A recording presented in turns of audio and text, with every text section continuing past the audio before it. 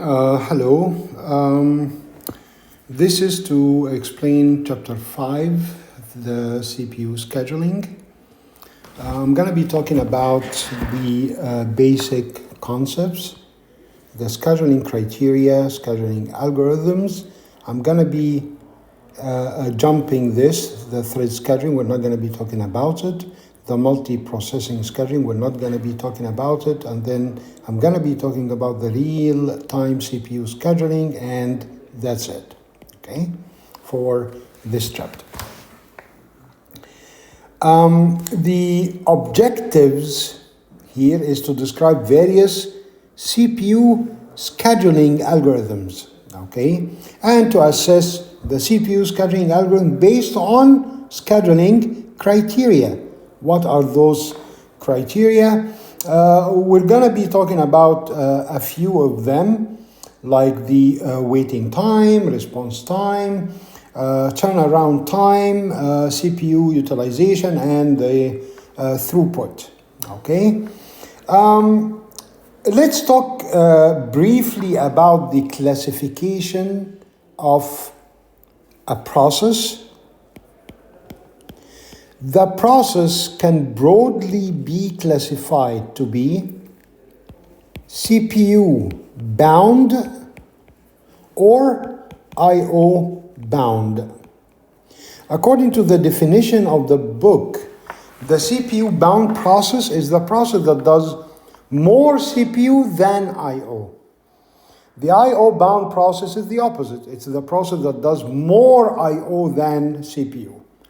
Okay, this is the definition of the author. In my point of view, the process to be CPU bound is when the process has no I/O at all. So I call it pure blood CPU. Okay, and the I/O bound is the process when it does any I/O. Okay. If it does a single I/O, then it's an I/O, because it will, in the end, go for the waiting state.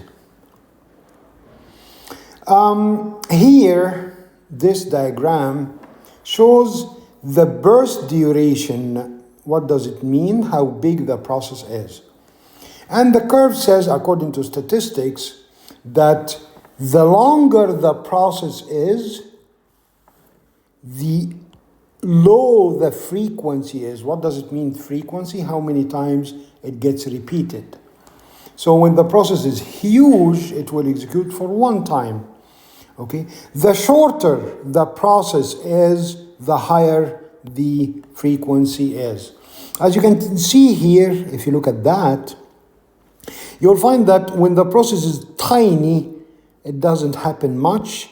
As it grows, it happens more until it reaches certain value. Okay, here. This value is the value when the process keeps repeating the most. When it gets any bigger, the frequency gets lower and lower and lower until it goes to what we call a steady state. Okay.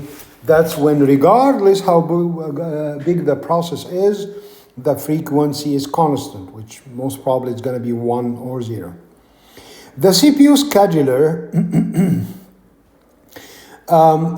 which we call it the short-term scheduler,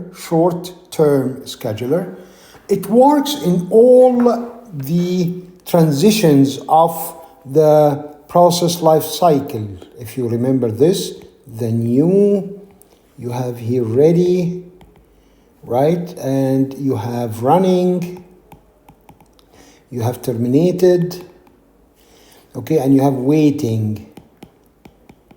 In each of those transitions, the CPU scheduler is involved. Why? To make sure that the current running process is actually the process that should be running. Okay, so if you're talking about shortest remaining time first, as an example, shortest remaining time first. Whenever you get a new arrival, you have to make sure that this new arrival is not shorter than the one that is being executed right now. And that's why you have to consult the scheduler. Okay? The preemption and non-preemption. Preemption means the ability to stop the running process. The non-preemption means it's the lack of any ability to stop the running process. So, when the scheduler has the power, okay, or the scheduling algorithm has the power, the upper hand, has the authority to stop a running process, then it's preemptive. Okay? If it does not, then it is non-preemptive. All right? So for the non-preemption here, once the process starts running, it's too late. There is nothing you can do. Done. You will be waiting until this process is done processing and goes to terminate. Of course, provided that this process will not go to the waiting state, so it's a pure CPU, okay, and this process will finish the processing and leave to the terminal state. Okay. All right.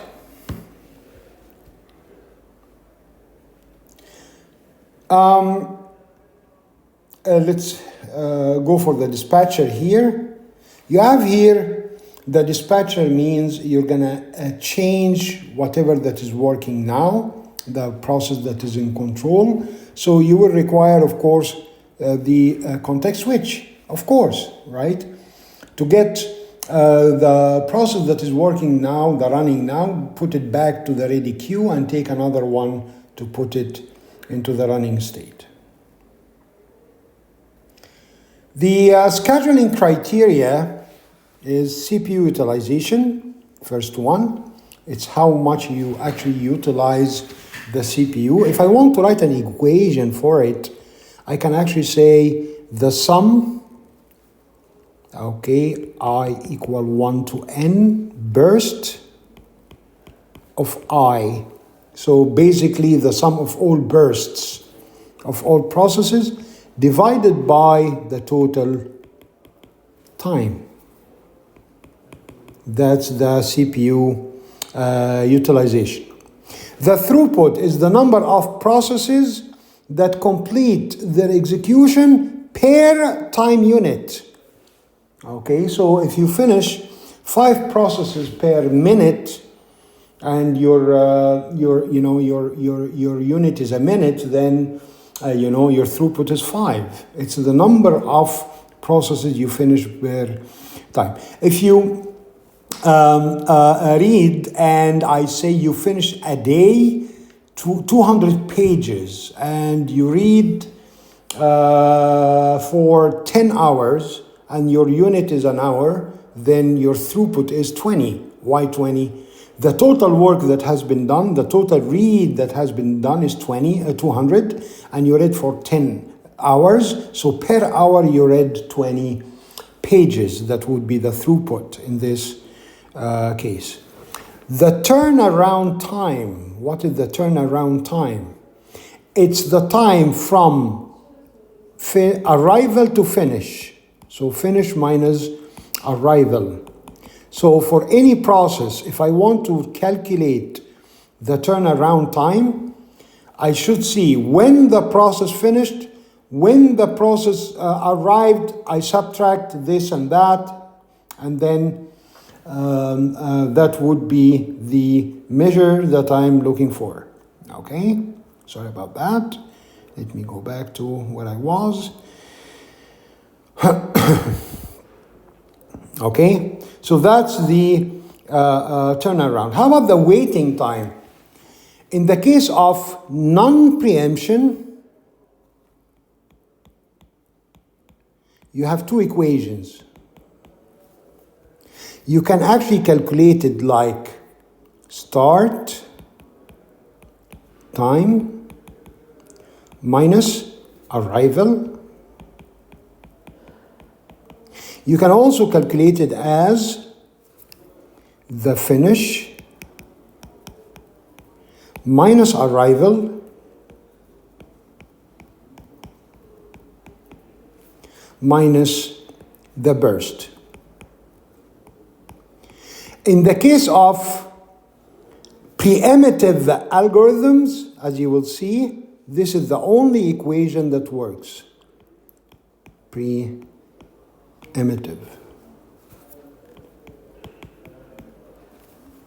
Okay, so that's the waiting time. The response time, okay, it's the time from the arrival until the very first start. What do you say the very first start? Because while non-preemptive, you have one and only one start, taking, assuming that there's no I/O, all right? The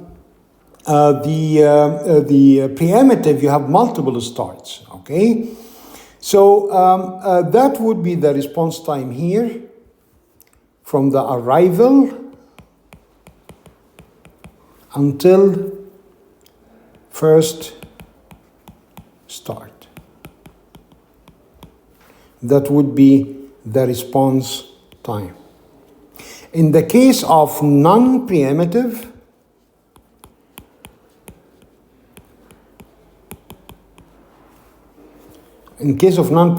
the waiting is the same as the response. In the case of preemptive, they will be different. So the waiting time might not equal the response. Could it be equal? Yes, depending on how many times the process will start. You will see this as soon as I I start solving questions. Now, those are the optimization criteria for any algorithm. I want to maximize the CPU utilization. All algorithms do. That's the objective of any algorithm. I want to maximize the throughput. I want to minimize turnaround time, minimize waiting time, and minimize response time. So whatever time I need to bring down, whatever measure I want to bring up. Okay? All right, let's go now for solving problems.